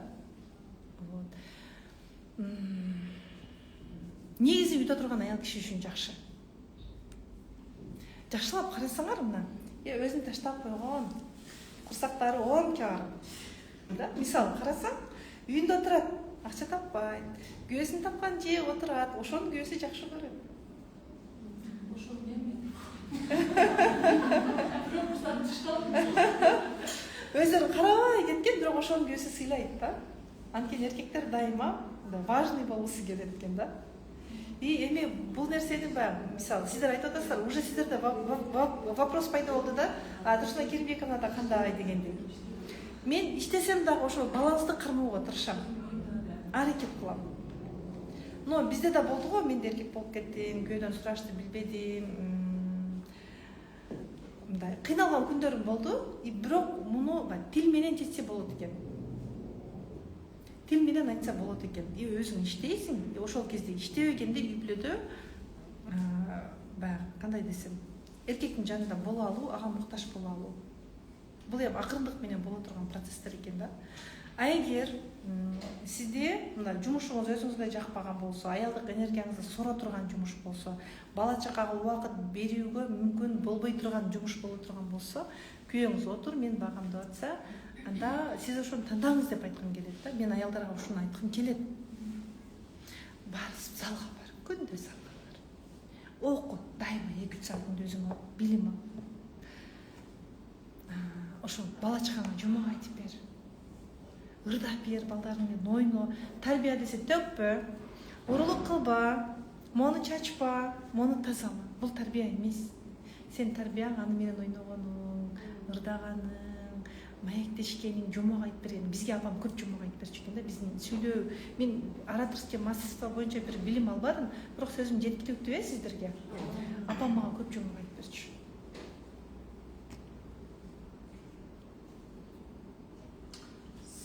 Sen bir emeği Назира менен. Назирадан калышпапсың го? Аябай сол. Рахмат. Назира Назираге жакшы сүйлөйт го. Сен андан өтүп жакшы сүйлөйсүң. Рахмат. Мен ойлаймын, миомам неден пайда болған. Азыр не деп ойлап қалдыңыз? Неден пайда болған кезде мен негіз баққанымда үлкен кішкеде танымалдым, ойлағансам, жоқ батырлар әлі Мен мурда өтө көп таарынчак болчумун да. Мен муну качан түшүндүм? Мен мындан түшүндүм. Апам топчебекти айттым го. Топчебекти жоготкон кезде көз тиіп калат да. 4-5 айлык ушундай ширин бала болот, буттарын тыпырчылатып ойноп калган, аябай красавчик болгон экен да, ушундай сулуу бала болгон экен. Атам билет экен, көзү тийген киши экенин билет экен, назары бар киши экенин билет экен. Анан ошол кишини үйгө алып келеби, атам. Алып келген кезде ал менин баламдын буту али ойной элек, сенин балаң ойноп калды деп, анын баласы топчебектен 1 жаш чоң. Сенин балаң ушинтип калды деп чыгып баратып, дем салдырып кой бир нерсе айтып кеткен экен. Анда ал убакта атеизм да. Апам ага ишенбей койгон. Дароо райондук больницага тайнемдин үйүнөн өтөт. Тайнемдикине барса, тайнем айтат, буга көз тийди, кыргызчылык, дем салдыр, молдо калпар.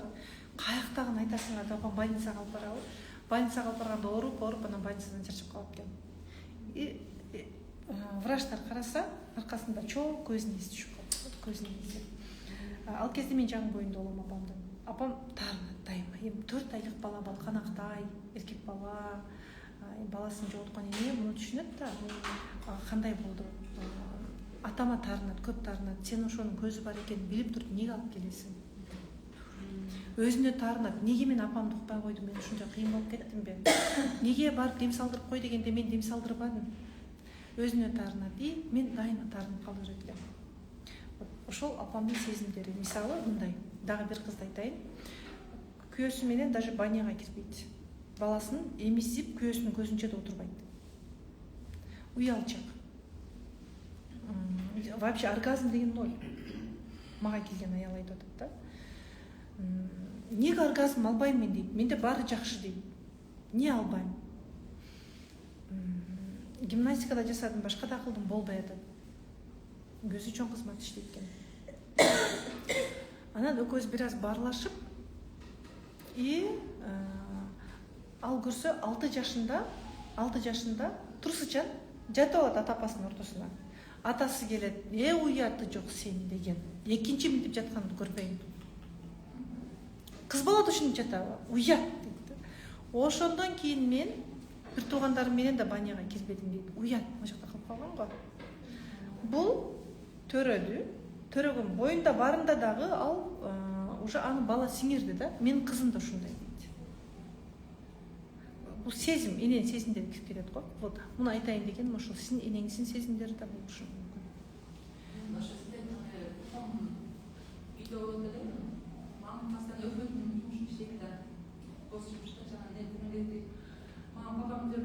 Ай мамам келбей батат.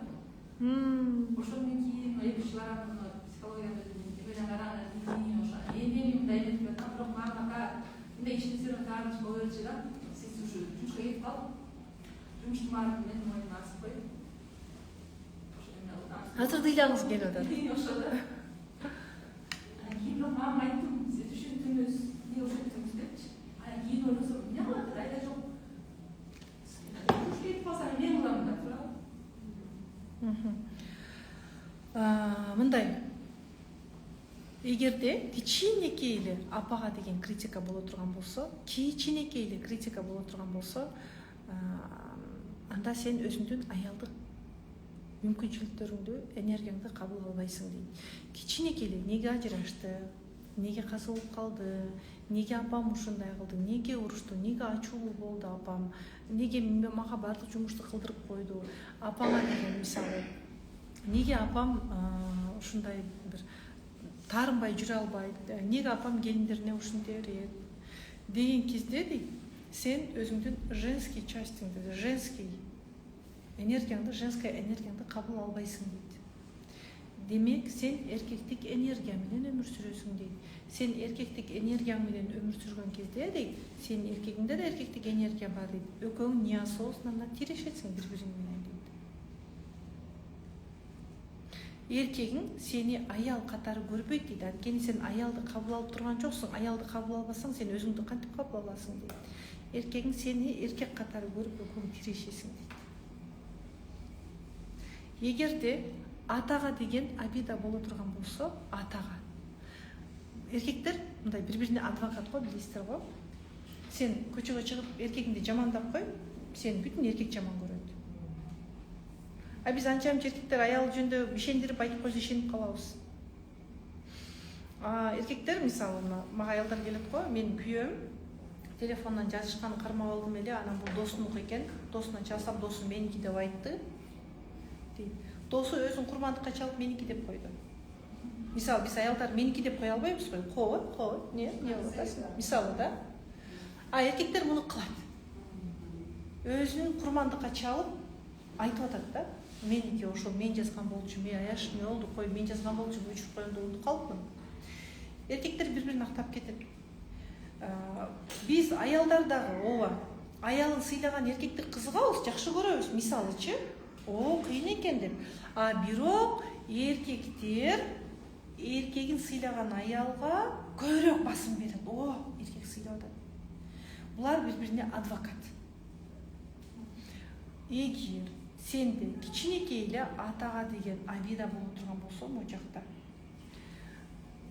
сен эркекти кабыл албайсың да, муну эркек мага айтылып атат деп түшүнөт. Мени кабыл албай атат, мени жек көрүп атат, мени жакшы көрбөй атат деп кабыл алат. Бирок папам аябай жакшы көрдүм, сен мындай мага карады, ошо канча урушса деле, канча сыйпат жумуш кылууга кетти. Жакшы көрдүңүз или привязанность ушул экөөнү аныктаңыз. Жакшы көрүү или байлануу? Кичинеден өзү папама жакшы көргөн. Мага ушинтип папам тараптасың, папам тетесиң деп элечи. Ошондо иштей аласың да, экөө ушпаса да мен табыштыра берем. Ушундай мисыл бар. Аты ушпаса делечи. Привязанность менен жакшы көрүү кандай ажырат? Мисалы, привязанность дегенде биз ата-энебизге акча беребиз, или бир туугандарыбызга акча беребиз, или кайын журтубузга акча беребиз, белектерди беребиз. Берүүдө сен Алла ыраазычылыгы үчүн берип атасыңбы? Же байка, сен берген кезде сен алардын эмоциясын алуу үчүн берип атасыңбы? Эмоциясын алуу үчүн беребиз. Сен өзүң кыйналып атсаң дагы эмоциясын же байкасаңыз, мындай жүрөк туксаң, сен эмоциясын алуу үчүн бересиң, Алла ыраазычылыгы үчүн эмес. Дагы привязанность дегенде эркекти жоготолодон коркуу, катуу сүйүп калуу. Чубак ажы айткан го, сүйүү деген жок деп. Мен буга ишенем. Жок. Анда эмне үчүн тартылат? Привязанность. Сүйүү деген бул сыйлашуу. Сүйүү деген бул түшүнүшүү. Жана апака чапак болуп бири-бирисиз тура албай калган, өлөм, күйөм деген бул байлануу. Ала албай калган эмоцияны күйөөдөн алды. Же болбосо атасы строгий болгон, ал мээ ошого көнгөн, кийин эркеги да ошондой, ошого тартылат. Мисалы, мага келген бир аялды айтайынчы, мисал мен түшүндүрүп берсем жеңил болот. Мага келди бир аял консультацияга. Аны апасы күйөөгө берип коет. Күйөөсү аябай жош болот. Бүт жагдайын жасап берет. Баарын аял үчүн. Не десем кылат дейт. Апасы, атасы экөө дайым урушкан жана кыздын. Кыз он турмушка чыгам деген күндө таяк жеп турмушка чыккан апасына. Анан эркелеткен, таяк жегенден кийин эркелеткен. Бул сүйүү, могу жак баары жаттап калды го. Бул бессознательный часть да уже. Сүйүү таяктан кийин гана келет деген. Күйөөсүнүн жана аракеттери кыжырдантат. Жесткий болбойбу? Ошентип бул ажырашып кетет. Ажырашкандан кийин бул таякты ушундай удар менен бере турган бир жигитти катты жакшы көрүп калат. Сен мага үйлөнбөсөң мен өлөм. Акыры артынан чуркап жүрүп жанага турмушка чыгат. Азыр 3 баласы бар. Дагы да мага консультацияга келгенден кийин бир жылдан ашып калды, эми урбай калды да. Буга чейин мен таяк жеп эле көк ала болуп үйдө жүрдүм дейт. Көк ала болуп төрөлдүм дейт. Бул привязанность да. Сүйдүм деп ойлоп атат, сүйүү эмес. Дагы бир кыз атасы агрессивный, неосознанно барады, агрессивный жигитти сүйүп калат. Здоровый отношения деген бул сылык сүйлөшүү, бири-биринди түшүнүшүү, бири-биринин оюңду кабыл алуу, да, мисалы. Аял экенин түшүнүү, эркек экенин түшүнүү, здоровый отношения бул ушул.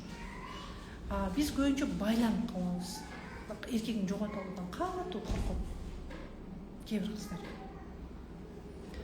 Вопрос болбосо, вопрос жок болсо терапия болот, суроо болсо бериңиз. Вопрос бар да. Мен 3-чү курста үйрөнгөнбүз да. Жолдошубуз. Анан кийин бай сабак калып калбасын деп чоң балабызды кайнайм. Бир жылдан жетип бактым. Анан бүгүнкү кайрыз калдык.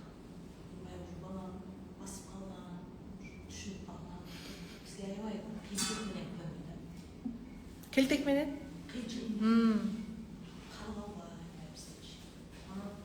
Экинчи бүтүргөндөн кийин мен мектепте иштедим. Эки сменада иштейм. Бала кичине чоңойгондон кийин касын карайт да. Анан кичине тамак убагында бергесе башкаласа мен чоңойгонда көп урдум да. Көп таяк жеп. Анан бирок ошол нерсени мен азыр өтө мындай жүрөгүмө өткөн проблема. Үйлөнгөн 3 баласы бар. Жакшы жашап балдарына катуу сүйлөп койсо ушу уруп коет экен деп коркуу сезинди да менчи. Урбайбы? Урбайт. Катуу сүйлөп койсо уруу керек экен деп тревожный состояние постоянно да. Мен урган үчүн ал урат дегенби? Ушундай коркуу бар да менчи. Мен неберелерим аябай жакшы көрөт да. Катуу сүйлөп койсо деген мындай Жакшылап байкаңызчы. Сизде азыр сезимдер бар да. Мүмкүн бул неберем уруп коет деген коркуубу, же бул кичинекей кезден калган балаңызга деген критикабы? Урбай атпайбы? Уруп коет деп коркотосуз, урбай атпайбы? сүйлөп койсо мен уже мындай отура албайм да. Жакшылап карасаңыз, бул сезим. Сиздин 2 балаңыз болду кичинекейиңизде. Ошол чоң балаңыз мога тамак бербей койгондо сиз ургансыз, урушкансыз да? Вот ушул сезим эле ойноп атат бу жерде. Бул жерде дагы деле балага деген ишенбестик. Жакшылап карасаңыз, дагы деле чоң балага деген ишенбестик эле. Бул психика алдап сизге ошол жерден көрсөтүп берип атат да. Баласын уруп коет азыр деп көрсөтүп берип атат. Урбайт, урбай атканын билип атасыз го. Психикада балага деген неосознанный критика бар. Ошол баласын уруп койсо, мен ойлойм да менен көңүл калып калганбы балам депчи. Бирок апа деп жакшы отношения бар. А бирок андан кийинки баланын отношениясы совсем башка да. Ал бизди атасы экөөбүздү алакандай кармайт да балам. Анткени сиз алакандай кармагансыз да. Ошону мен ойлоп калам, мен чоң баламды бере албадым. Иштейт элем да. 2 смена иштеп учуркап, абелге келем, кайра учуркап кетем. Мындай нерсе да, кыздар. Азыр бул жерде көп нерселер көтөрүлөт. Балага эмне берсең ошону аласың дейт да. Балаң качандыр бир кезде үнсүз ыйласа, кийин сен үнсүз ыйлайсың дейт да. Бул өмүрдүн закону, кайтар дүнүйө деген ушул. Мен азыр эми өзүм тууган уктарман, башкалардан көрөм. Балага эмне берсең анын жообу болот. Иногда вспыльчивый болуп кетет да, өзүн эмес кармай албай калат. Анткени ичинде ошол бар. Анан катуу сүйлөп койсо, карындаштар капа болуп калат. Несправедливость. Ошол какой-то бир эме калды деп мен кыжылат болдум да. Начинам сестрем балам катуу сүйлөп койсо, булар сразу табын. Почему старший брат постоянно так говорит, а этот младший брат Сүйлөшүү керек. Ооба кыздарым, менде ушундай болгон. Ошондуктан көрдүңүзбү? Сен бир тууганың, сен 4 балаң бар, сен бирөөсүн эле кабыл албадыңбы? Аны бүт баары кабыл албайт. Сен булар кабыл албады, апа кабыл албады, муну баары кабыл албайт. Сен балаңа кандай карайсың, сенин балаңа Аллам ошондой карайт. Вот ушундай балага ортону сен түзүп бересиң дейт да. Биз түзүп беребиз да. Тууган тушкандарыбыз аркылуу. Эми болду да, бул болду. Баладан кечирим суроо, бул дагы жүрөктү жибитет. ошол нерселерди баарын Балам, ыйлап туруп кечирим сурайсыз. Эгер балада кичинекей эле апага деген, сизге деген агрессия болсо, бала да кыйналат. Бала кыйналат. Бала кыйналат. Анткени кирешеси кыскара бериши мүмкүн. Аялы менен отношенияда проблема боло бериши мүмкүн. Анын балдары менен проблема, ден соолукта проблема. мындай сөз бар го, ата-энеңерге дебегиле дейт. Ата-энени сыйлабаган, кабыл албаган адамга Аллахтын ачуусу келет дейт да. Эми кыйын болсо дагы бала сизди кабыл алуу керек. Мен да балдарым турган болсом, кыйын болсо да балдарым мени кабыл алуу керек. Анткени биз баарын бердик, түшүнгөнүбүздү бердик да. Өздөрүнө кыйын болуп калат да. Мисалы, менин деле кыздарымда эгер мага деген критика болсо, анда ал күйөөсү менен проблема болот, ал женский частьтен кабыл алып турган жок. Баламда мага деген критика болсо, ал аял менен отношенияда дайыма мындай болуп турат. Уруш, талаш баары болуп турат. Өзүмдү билимди алам деп, өзүнчө кыйын болуп тарбиялайм деп, кайра балдарды эме кылбайм, катуу кармайм депчи. Чоң кызым дагы кичинекей кызымды карадым. Чоң балам менен чоң кызым дагы окшош да. Чоң кызым деле көп таяк жеди, кичинекейди карабай, устап алып, тамак жасап, эрте ушундай эме болуп калды чоң кызым. Андан кийин мага айтты да, көрсөт бул жака келип, психологко барып, мен ыйладым десем, апа, бул менде болгон, мен психологко барып ыйладым дейт.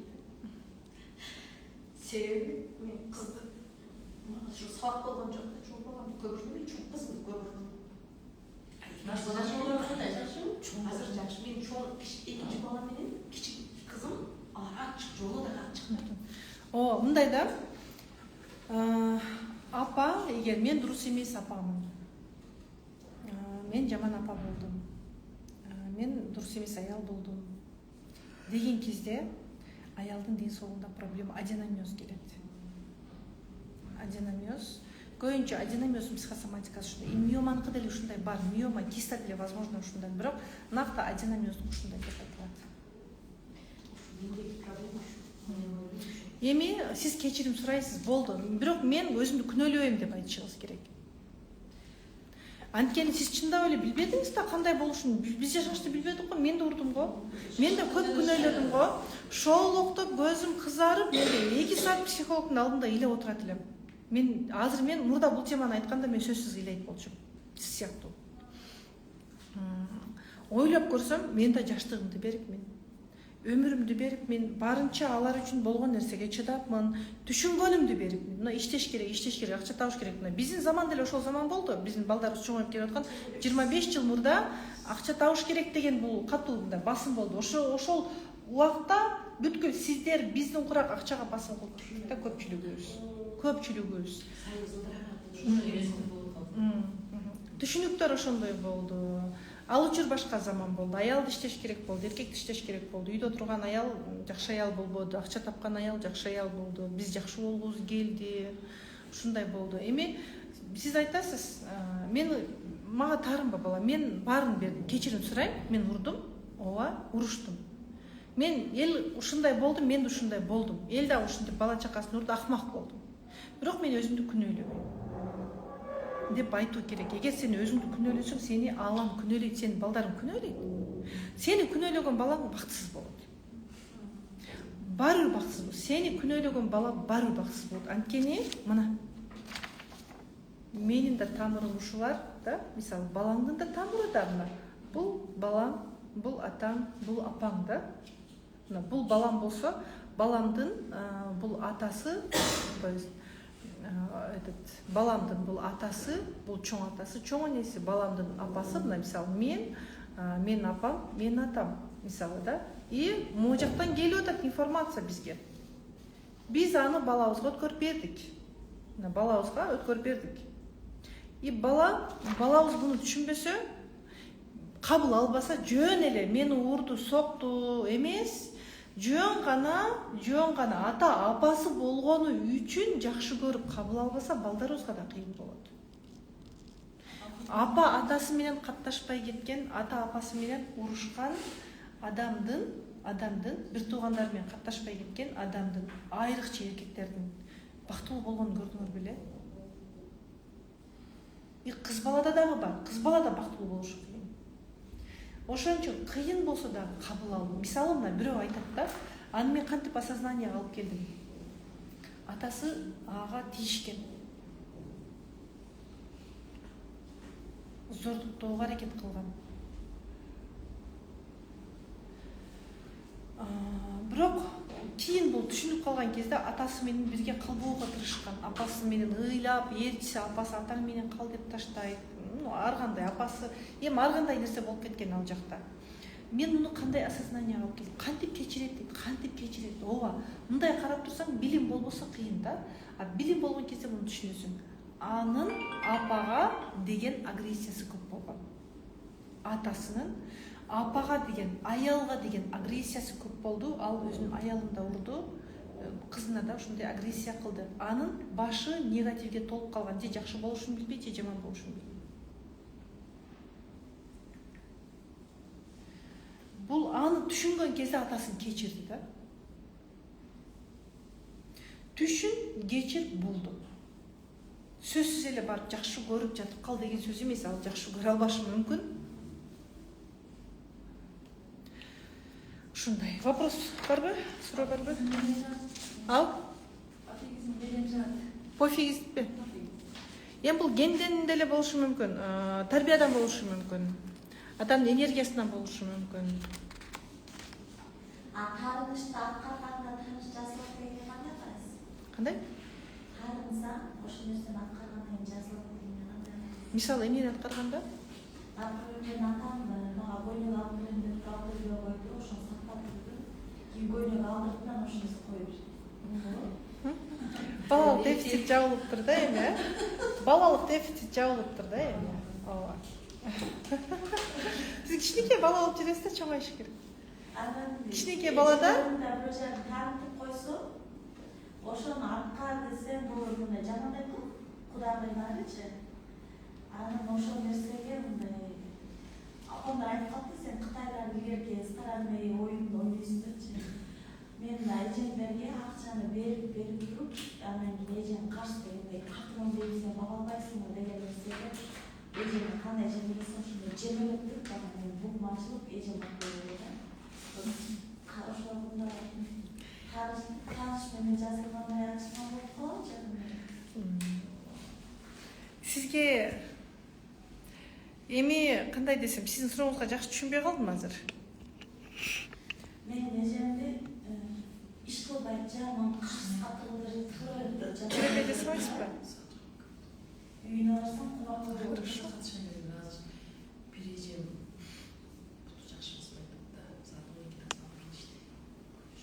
Сизден башкасы келип турсун, терапия кылып кетпейсизби? Өзүңүзгө жакшы. Дайындаңыз. Өзүңүз караңыз, если азыр оюңуз ал жакта болсо, анда жыйынтык ала албайсыз деле. Миома бар го сизде. Кыздар, суроо бүттүбү? Суроо бүтсө терапия жасайлы. Жакшы кыздар, ушундай көп маалыматтарды билгиңиздер келсе. Эми мен онлайн сабакта 27 сабак бар. Мен 27 сабакты бир үзүп айтып бердим. Онлайн сабакка жазылып алсаңар өзүңөргө жакшы. Ким бар онлайн сабагымда? Окуп атасызбы, конспекттеп атасызбы? Бармын деген сөз эмес ал. Эмне кылып атасыз? Ким айтты катышты деп сизди? Акча төлөп койсоң эле катышты деген сөз эмес ол. Катышыш керек, ичинен кириш керек да. Акчаны төлөп коюп эле жүрө бербестен, катыша турган болсоңуз аткара турган болуп киргиле. Өмүрүңөрдө 99% өзгөрүү болот. 100% өзгөрүү болсо биз периште болуп кетебиз. 100% болбойт, 99% өзгөрүү болот. 3-майда башталат, курс сурап атасыңар. 3-курста, 3-майда башталат. Про жана VIP тарифибиз бар. 3990 сом жана 6990 сом эки тариф бар. Сиздер 7 миллиондук сабак аласыздар деп ишенимдүү айта алам. 7 миллиондук сабак аласыз. 4 миллиондук сабак аласыз. Офлайн сабагыбыз 5-май башталат. 2 офис бар. Менин тренерим өткөн сабак 7000ден. Мен менен бул жакта психологияда дагы болот. Мен менен 15000 сом. Көрүшкөнчө. Жакшы калыңыздар. Эгер курс жөнүндө маалымат билгиңиздер келсе, анда директке кайрыласыздар, группаларда болсоңуздар, группаларга кайрыласыздар. Биз терапия жасоого кеттик.